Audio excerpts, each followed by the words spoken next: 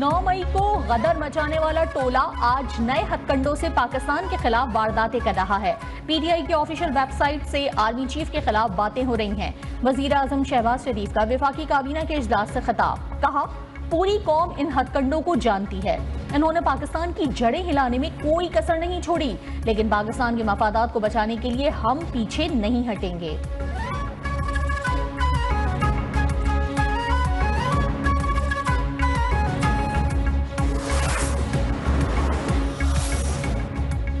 वफाकी काबीना में पीटीआई पर पाबंदी का मामला ज़ेर गौर नहीं आया। बानी पीटीआई समेत दीगर के खिलाफ आर्टिकल 6 के तहत कार्रवाई का मामला भी मौखर। दहशतगर्दी के खिलाफ जंग में अफवाज पाकिस्तान के शोहदा को खिराज अकीदत पेश। जर्मनी में कौंसल खाने पर हमले की मजम्मत। दहशतगर्दी के पीछे हमसाया मुल्क का हाथ करार। वजारत दाखिला की समरी पर 126 ममालिक के बाशिंदों को वीज़ा फ्री एंट्री और डिजिटल वीज़ा देने की मंजूरी।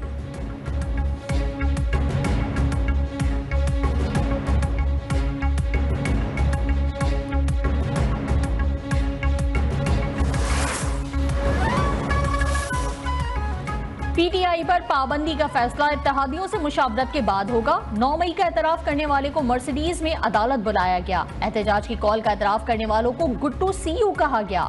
सीनियर वजीर पंजाब मरियम औरंगजेब पीटीआई क़यादत पर बरस पड़ी। कहा एक शख्स 2014 से पाकिस्तान पर हमला आवर है।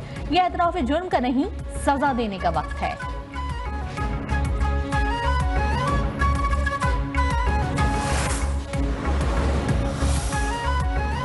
डिजिटल दहशतगर्दी पीटीआई नहीं, बाहर से लोग कर रहे हैं। फवाद चौधरी का कहना है कि आसिफ अली जरदारी और नवाज शरीफ तारीख की गलत सिमत पर हैं।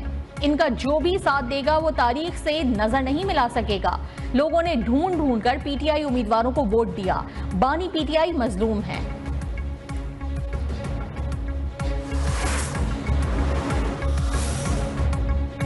बानी पीटीआई और कारकुनों की रिहाई के लिए पीटीआई अरकान असम्बली की दूसरे रोज भी अलामती भूख हड़ताल। पार्लियामेंट के सामने लगाए गए कैंप में उमर अयूब, असद कैसर, शिबली फराज और दीगर मौजूद। Opposition leader Punjab assembly Malik Ahmad Bhachar का भी भूख हड़ताली कैंप लगाने का ऐलान।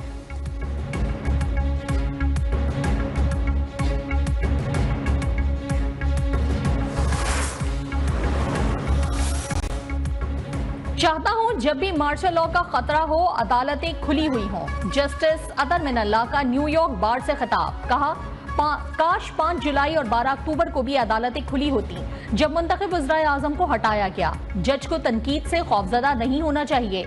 आज वो प्रोपेगेंडा कर रहे हैं जिन्होंने उस वक्त इस्लामाबाद हाई कोर्ट से फायदा उठाया था।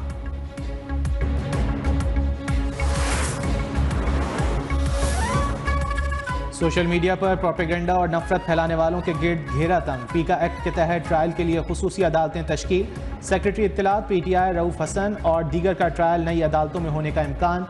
चीफ जस्टिस की मुशावरत से जिलाई अदालतों को इख्तियारात तफवीज़।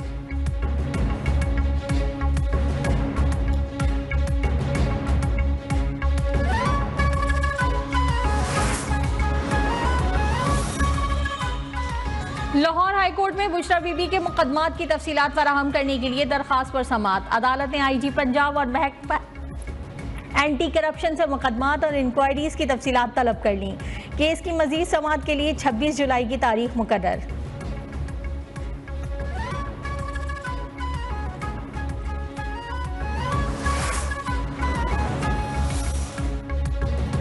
पाकिस्तान में अपोजिशन रहनुमाओं की गिरफ्तारी पर अमरीका का इजहार तशवीश। तर्जुमान अमरीकी महकमा खारजा मैथ्यू मिलर ने कहा कानून की हुक्मरानी समेत आइनी और जमहूरी उसूलों की हिमायत करते हैं। कानून के तहत मसावी इंसाफ, आज़ादी इजहार, पुरअमन इज्तिमा की आज़ादी जैसे इंसानी हुकूक का एहतराम होना चाहिए।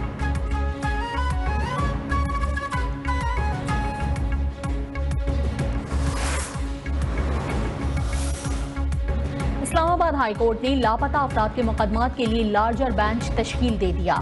जस्टिस मोहसिन अख्तरकियानी की सरबराही में 3 रुकनी बेंच 30 जुलाई से समाअत करेगा।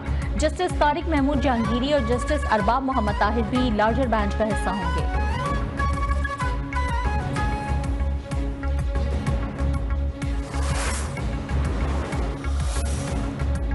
इस्लामाबाद हाई कोर्ट ने इलेक्शन तरमीमी एक्ट के खिलाफ दरख्वास्त पर लार्जर बेंच तश्कील देने का इंदिया दे दिया। इलेक्शन तरमीमी एक्ट के खिलाफ पीटीआई रहनुमा अली बुखारी की दरख्वास्त पर समाअत। चीफ जस्टिस आमिर फारूक ने अटॉर्नी जनरल को मावनत के लिए तलब कर लिया।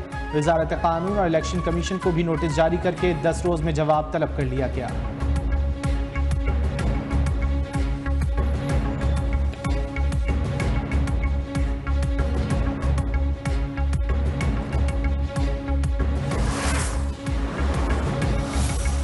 वफाकी हुकूमत का पेट्रोलियम मसनूआत की कीमतों की जिम्मेदारी से निकलने का फैसला। वजीर आजम ने कीमतें मुकर्रर करने का हुकूमती इख्तियार खत्म करने की हिदायत कर दी। ऑयल मार्केटिंग कंपनियों को मरहलावार कीमतें मुकर्रर करने का इख्तियार देने की तैयारी। वजीर आजम की हिदायत पर वजीर पेट्रोलियम ने अहम इजलास कल तलब कर लिया। चेयरमैन ओगरा की कीमतें डी रेगुलेट करने के असरात और लाहे अमल तैयार करने की हिदायत। पेट्रोलियम कीमतें डी रेगुलेट करने का हतमी फ्रेमवर्क वजीर आजम को पेश किया जाएगा।